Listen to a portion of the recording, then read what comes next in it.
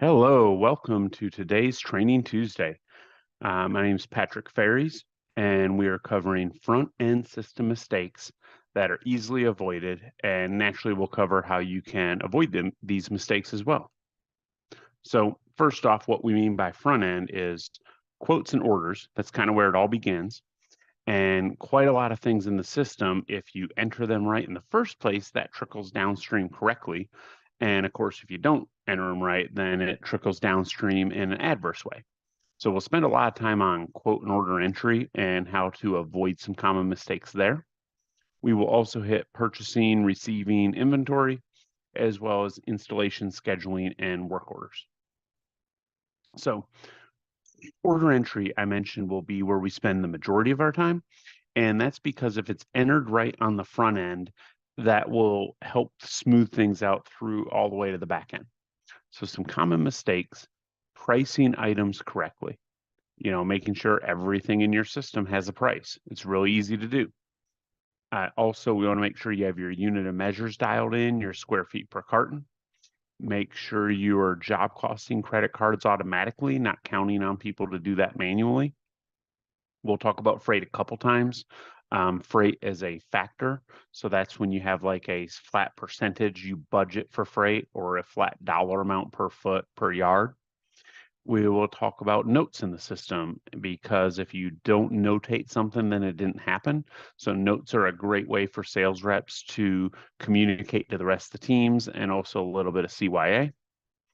And we'll also talk about keeping documents in one place, and additional documents you might need, like terms and disclaimers, to avoid some common mistakes there of not presenting things to the client properly and making sure they're informed about, installation instructions and things like that.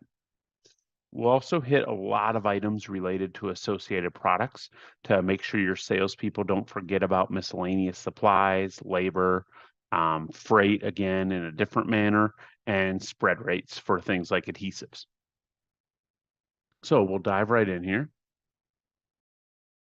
So making your sales rep enter the price every single time is kind of silly. Yes, you may let them negotiate a little bit, but you may as well populate your retail price so they don't forget to put a price in on one item. That is really easy to do.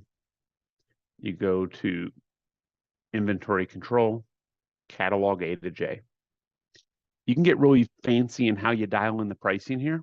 And we've done webinars before deep diving into pricing.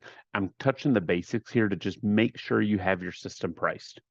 That is easy to do by hitting the add button in the bottom right, and then putting your margins in.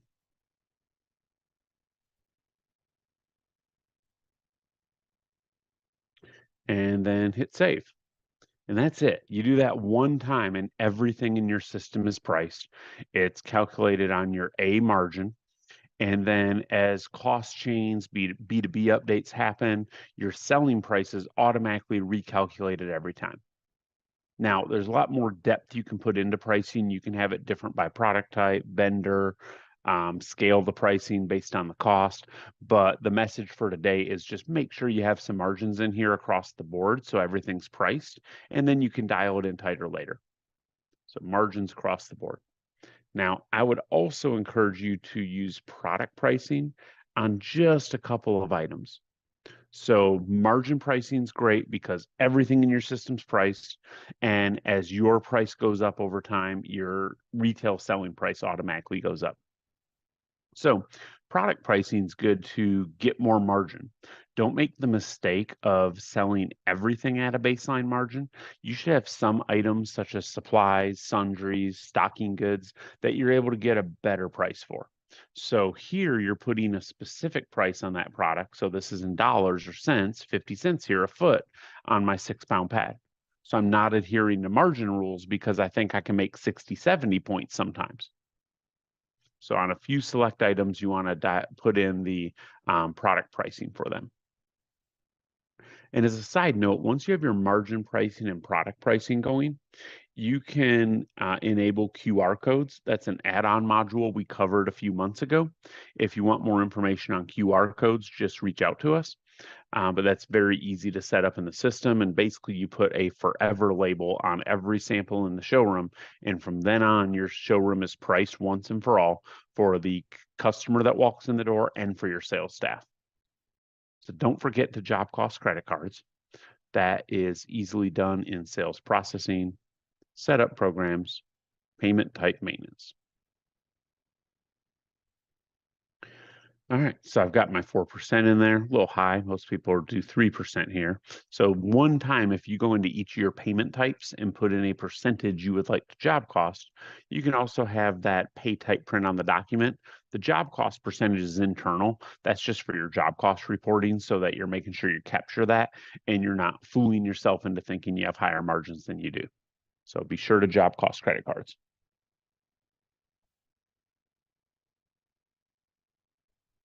All right, I mentioned earlier unit of measures. That's a pretty simple one. We will talk about tile as an example. And we want to add this item to our order and put in 500 feet. And it's going to round to the next full carton automatically. So that comes in via B2B for most of your products.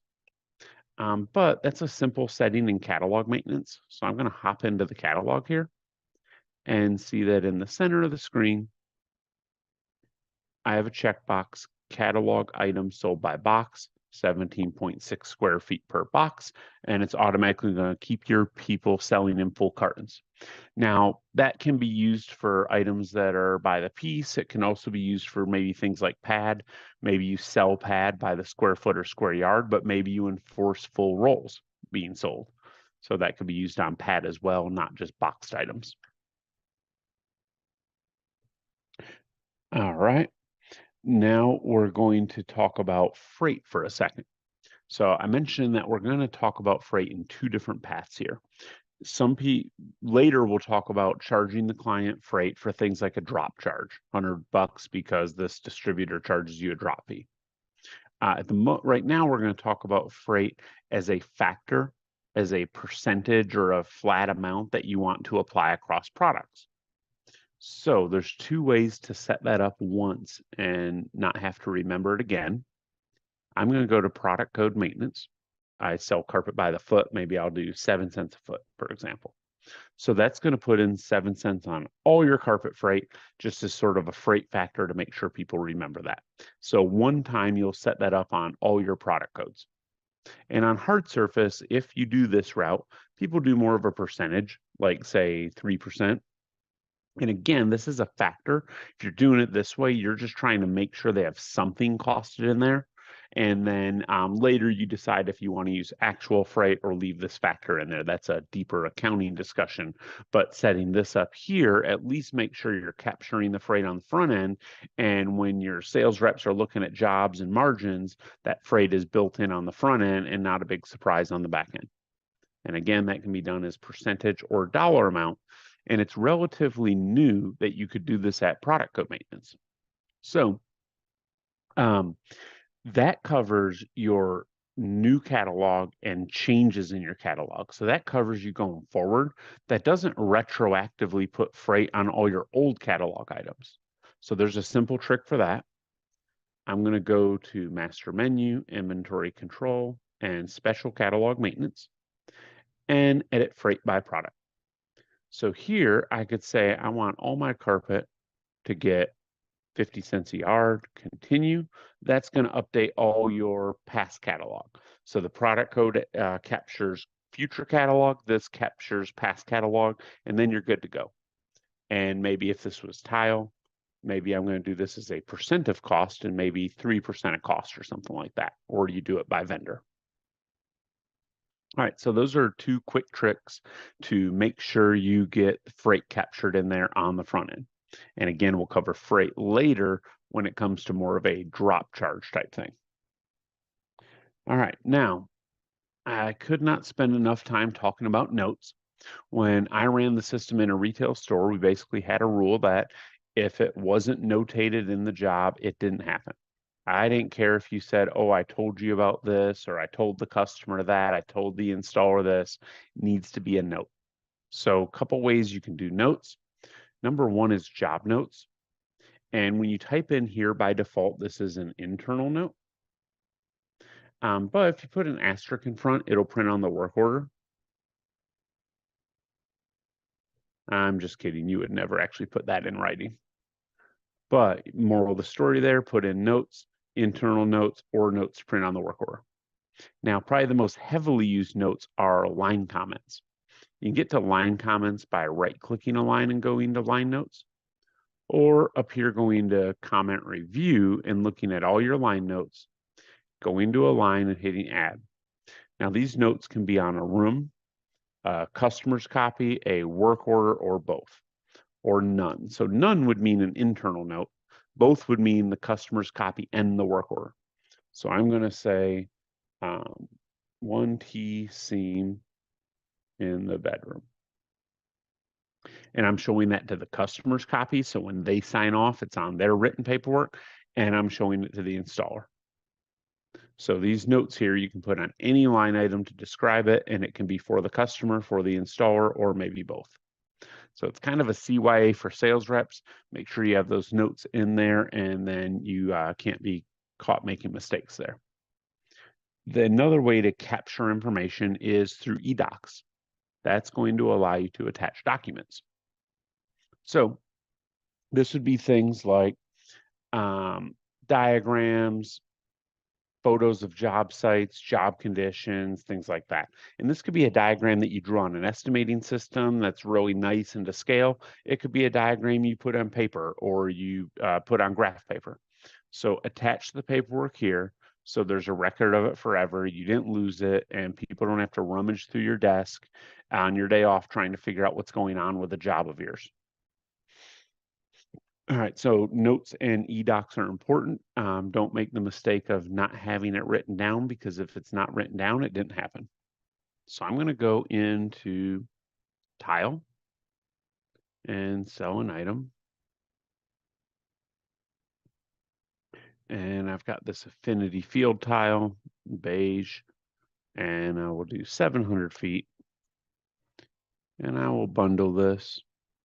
And a box pops up of various items to remember. So associated products is one of the most important things for ease of use for your staff, but also preventing them from making mistakes, reminding them of things they should be looking out for. So by setting up your associated products correctly by product type, it's going to give you a list of everything that goes with tile, from adhesive, supplies, backer board, to labor items, cove install, tile install, backer board install. So it's helping them remember these things.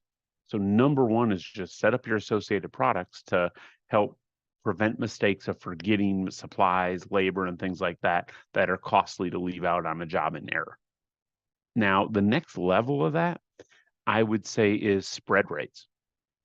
So you'll notice I've got my mortar here, and when I check the box, it's calculating 9 bags.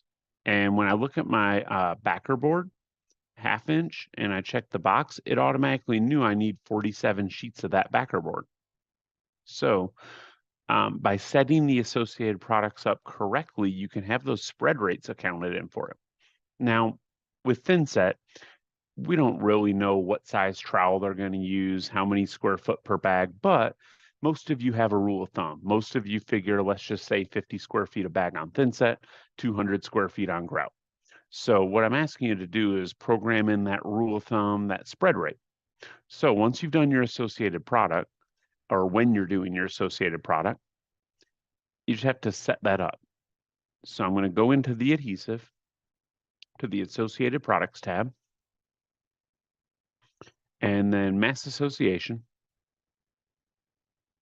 And the way I did this one is by tile. So every time I sell tile, I want this mortar to pop up. I want it to auto prompt. I don't want to auto select it. I'm going to make the sales rep pick which mortar they're going to use. And then I do want to default the quantity per sale unit of measurement at a decimal format. Now, this decimal is your spread rate. It's per sale unit of measurement. And so if I wanted, let's say, 50 square feet per bag, I would do 1 divided by 50, and that's 0.02. So that's the number I would put right here, 0.02, if I wanted 50 square feet per bag. All right. If I was doing grout and say I wanted 200 feet per bag, I would do 1 divided by 200, and I want 0.005. So by keying that in, calculating your spread rate and keying that in one time, you're good to go, and it's automatically going to prompt that every time for the sales rep. Additionally, you can make it round up automatically to the next full bag. All right. Then it's going to default the quantity every time so your staff doesn't have to think about it. They can override it if they think they need an extra bag just to be safe, more power to them.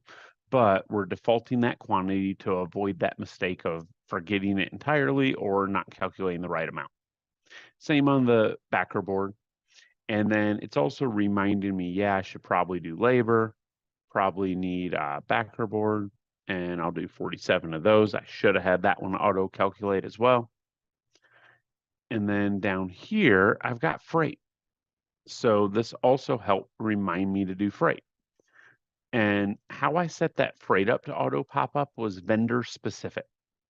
So some vendors charge you a drop charge, others don't. So when I set this one up, all I did was made a catalog item called freight charge. And I put an item description of Dow. So I went in and added a catalog item under one of my special charge product codes, put in a cost and a freight, then went to associated products and hit mass association.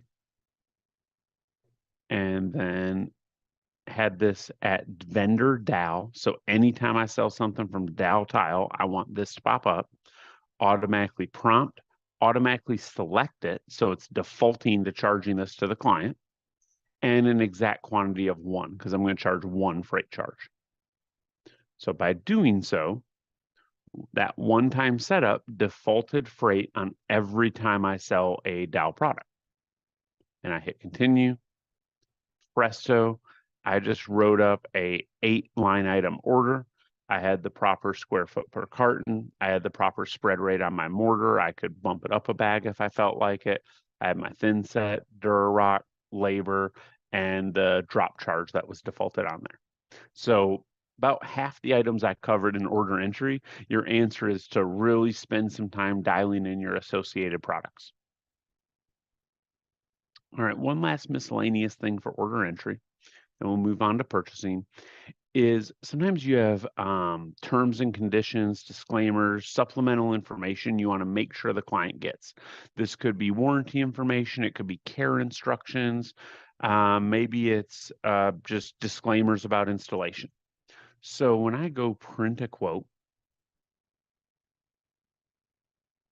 and I decide what I want to show the client and so forth,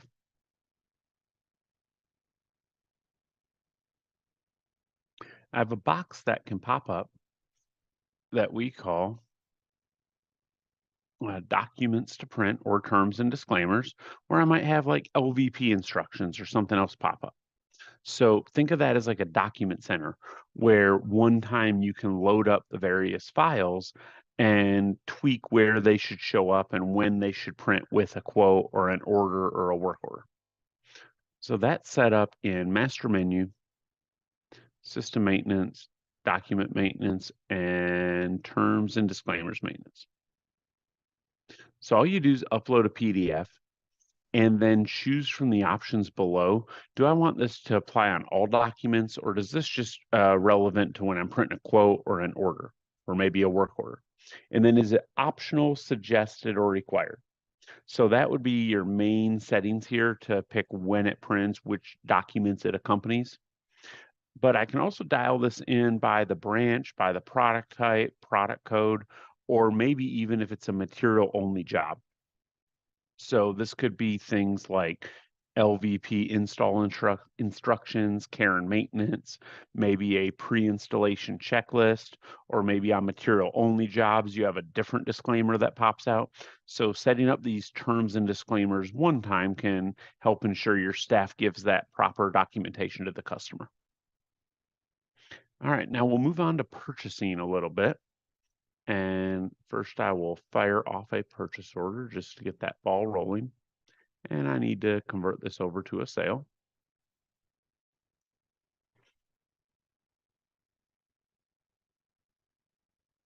All right, now I'm going to fire off that purchase order. And I'm going to do a new purchase order, save. And again, I mentioned notes earlier. I might make a note to the purchaser.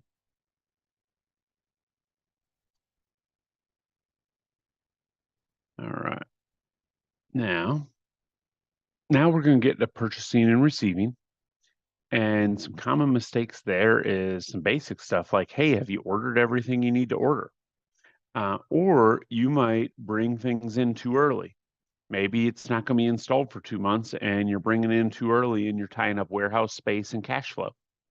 Or maybe you actually need something next week and it's not here yet. So, how can you proactively look at that? And how can you proactively look at what's past due? Notes are relevant. And we also want to make sure the purchase order gets to the right vendor and the right contact information as you're emailing POs off. And then when the goods get here, we want to have some checks and balances on receiving. So you catch receiving mistakes on the front end and then also teach you how to fix those receiving mistakes the right way. So if I hop into the purchase order module, first most basic thing is, hey, am I caught up on my purchasing? Am I forgetting something? So if I say, show me what I haven't ordered yet, there's what I've not ordered yet. And I encourage everybody here that's a manager level to go look in your purchase orders and see how clean it is. Hopefully it's not like mine where you have purchase orders from like 2021 here that you haven't ordered yet. This should be a nice clean list with all current things, maybe a couple old items you haven't ordered on purpose, but it should be a pretty tidy list. So make sure you're on top of your ordering. Now, let's say you are caught up on ordering and you have some free time, haha. I want you to check in on ETA dates. And I want you to keep the system up to date on expect do what I'm doing where everything is past due. I've got stuff from November that should have been here by now. All right. Other thing you could do is proactively look at your purchases based on the install date. And there's sort of two schools of thought here. One is let's make sure we have stuff for next week's installs. So there, all I'm going to do is toggle my end date to say the end of next week. And that's going to show me what I need for installs next week. So this is a way to be proactive and not make the mistake of wait until the last minute and make sure the product gets here in time for the upcoming installs. So I'd encourage everybody to look at this proactively. I'm going to look at, say, the month of April. All right. So this is everything I need to bring in for April's installs or 30 days out or whatever you pick. So this is helping prevent you from bringing product in too early, which hurts the cash flow because you're having to pay for those items and they're clogging up space in your warehouse and you're storing it for months on end when the client doesn't even have an install date picked out. So proactively looking at purchasing by install date can help make sure things are here on time and also make sure things are not here way too early. Now, moving on to purchasing and how they can double check their receiving and prevent mistakes and fix mistakes. So we'll take this PO here and do some receiving. And let's just make believe that we over received it a little bit. And we hit save. Now we do pop up and warn you, you're about to receive more than you ordered. Are you sure? Still might move on and done. Now, if you get nothing else out of today's training, I want you to know to run your receiving report every day. So I'm going to hit receiving report and print. And this is a real quick way to see what all came in that day. So what I want you to do with this is run it once a day. So catching receiving errors on the front end trickles down and helps things on the back end. So again, my ask here is that you run this receiving report daily, match it up to the packing slips. Literally, it's like a 5 to 10 minute process where you're just double checking the receiving quantities versus the paperwork. And you might find something over received, misreceived, not received at all in the system. And it's easier to catch those things on the front end. Now, if you catch that on the front end, you need to correct something. Let's say we need to correct this 600 feet I received. The right way to do that is through functions, purchase order receipt adjustments. So I plug in the PO number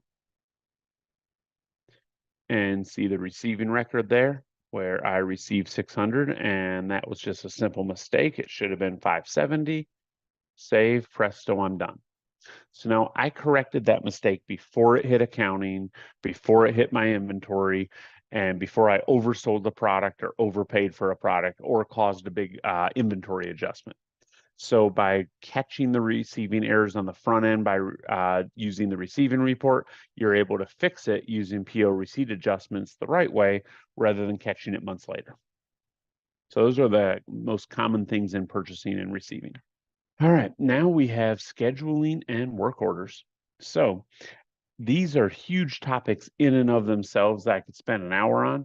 So I'm just going to hit a couple key items of how scheduling and work orders work together. And this really trickles down throughout the system. It helps installer payables, it helps purchasing, and I'll show you how this works. So back in this job, I want to use the install dates tab. So I've got two key labor items, ceramic tile install and the rock board or backer board install. And normally these will probably go together, but we're going to make believe they're getting scheduled separately. So I'm going to schedule the backer board for the 8th. And I'm going to send out Chris Agent to do that. And then it's going to ask me, what does he need to do this backer board? Well, he just needs the backer board. So I double click that and hit save.